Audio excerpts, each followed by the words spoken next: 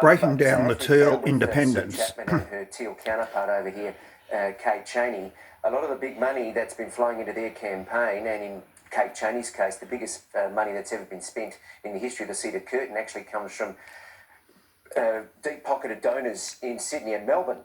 And the other thing that's been happening is particularly in Sue Chapman's case, she's getting big money, six-figure donations from people who also donate six-figure donations to the Greens.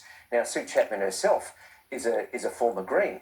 And the West Australian, during the week, uncovered a huge amount of anonymous donations on her website, and she tried to explain it away by saying, oh, there was a technical glitch. They're actually my donations, but when I go and insert my name, there's a technical glitch and it automatically reverts to anonymous. But when you actually go to a website and try and make a donation, you actually have a choice of whether it's anonymous or not. So, and in the case of these teals, they say they represent the community, but they are aligned, and they say it out loud, they're aligned with the Climate 200, 3 pillars of Climate 200. They take their money, but at the end of the day, they say that they vote independently, which I think is drawing a very long bow, to put it mildly. Yeah, and Rocco, I mean, when we talk about the teals, the big thing is that they tend to, I think, say they're one thing, and then they wind up actually doing another. And, in the event you wind up with a Labour minority government, people don't have any sort of idea of where these teals actually wind up going. But when you start to scratch the surface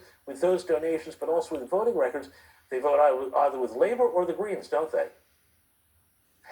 Exactly right. And I mean, let's take, for example, Kate Chaney. I mean, she's been very vocal saying, look, my vote's not for sale. I vote sometimes with the Liberals, sometimes with the Labor Party, sometimes with the Greens. But when you scratch the surface, as you say, even on her own admission, she's voted 55% of the time with the Greens. Now, when you compare that to her the actual first preference vote that the Greens got at the 22 election for Curtin, it was 10%. So she votes with the Greens 5.5 times more than the preferences the Greens got in her seat at the election. So, and when the Teals vote, they vote as a bloc.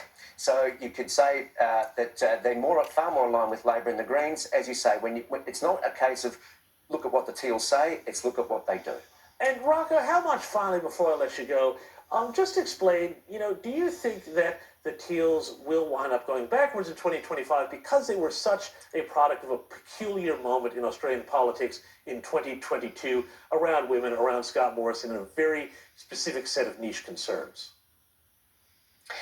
Well, if you look at Allegra Spender's seat of Wentworth, she's sitting on a 9.7% margin, I think, but there was a poll that came out last week that put a serious dent into that and showed that she was potentially in trouble. And people look at these teals and they say, well, look, you say one thing, but you're worried about rising sea levels, but you've got houses near the sea. You talk a big game about integrity, but you forget to declare changes in interests on your parliamentary register.